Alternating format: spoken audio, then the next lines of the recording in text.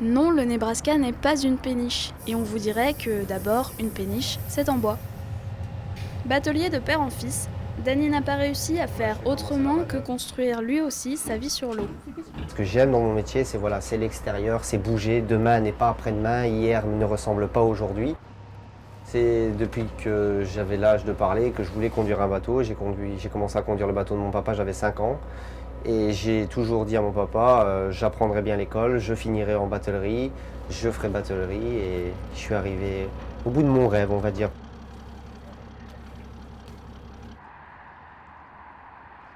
Si son rêve a pu se concrétiser, c'est aussi grâce à une formation plus scolaire.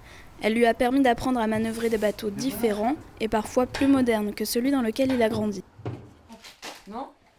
Comme son père et son grand-père et ainsi de suite, Danny a réussi à fonder une famille à bord de son lieu de travail, devenue maison itinérante.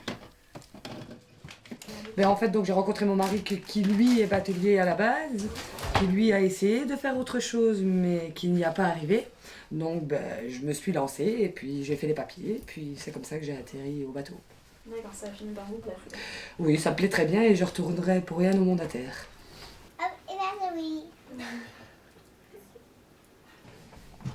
Maud est alors devenue matelot et aussi maman du petit Théo. À ses 6 ans, il devra partir à l'internat pour les enfants de bateliers. J'essaye de ne pas y penser parce qu'on n'en a qu'un seul et ça va être super dur pour moi qui est à la base d'Ater. C'est pour un bien parce que je remarque que les enfants de l'internat sont plus débrouillards que les enfants d'Ater. Mais j'essaye de ne pas y penser, il y a encore 2 bonnes années devant moi, donc j'essaye de ne pas y penser. Tes chaussures, est-ce que ça va sur ton lit ? Du haut de ses 3 ans, Théo a encore le temps d'envisager l'avenir. Un avenir peut-être déjà un peu tracé. Il fera ce qu'il veut.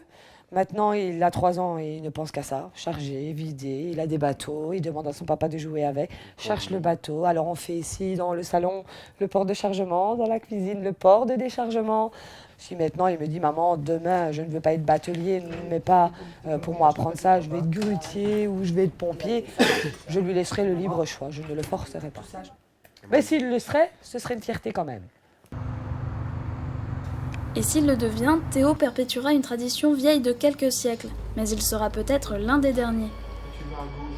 À l'école polytechnique de Huy, où Danny a fait sa formation, une vingtaine d'étudiants se forment eux aussi à la batellerie.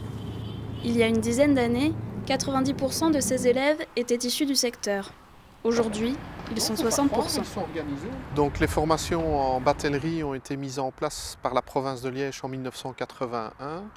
Et alors c'est une demande du secteur pour mettre des formations en place afin de permettre de préparer en fait les futurs équipages aux différentes qualifications qui allaient venir au niveau européen dans le cadre de la navigation intérieure.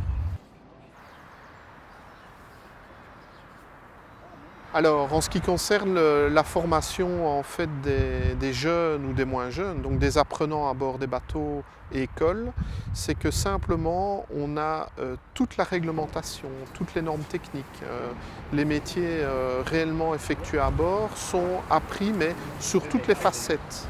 Tandis qu'à bord du bateau familial, eh bien, si le père fait toujours le même transport, eh bien, toutes les mêmes choses vont toujours être répétées. En début de formation, forcément, il peut y avoir quelques ratés.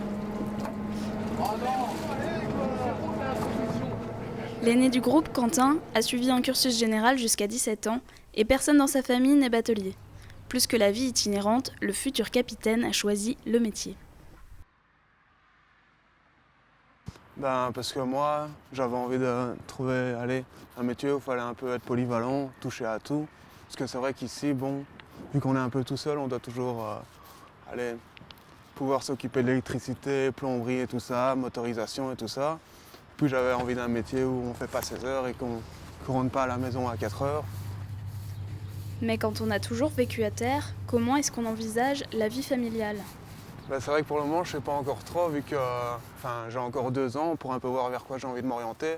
Mais c'est vrai que de toute façon, maintenant, il y a toujours, on peut toujours aller travailler dans une société, faire par exemple 2 semaines à terre, 2 semaines à bord.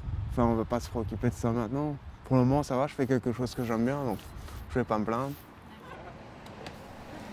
Femme à terre, maison à bord ou maison à terre et femme à bord, d'ici là, Quentin a le temps d'y réfléchir, car la vie de batelier suit son cours à 10 km/h en moyenne.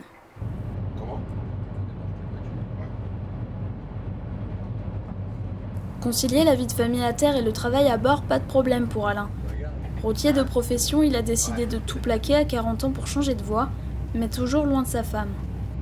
On a toujours été habitués à être séparés.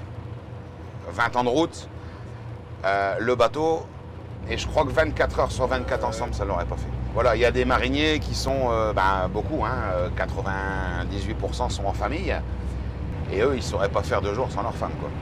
J'ai essayé de faire du régional et de rentrer tous les jours, et ça n'a pas fait. Quand elle est en vacances, elle vient avec. Elle aime bien, et pour elle, c'est des vacances.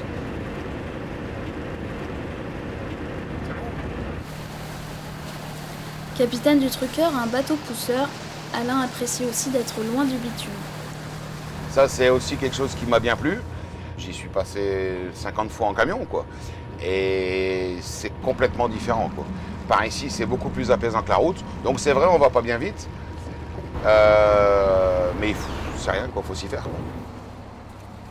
Et pour ajouter à sa tranquillité, Alain et Morgane font bateau à part. Morgane, c'est un matelot formé sur le tas. Comme Alain, il passera son permis et achètera son propre bateau. Il deviendra alors capitaine, voguant entre les contraintes et les petits bonheurs du métier. On a une liberté. On paye très cher, mais on l'a.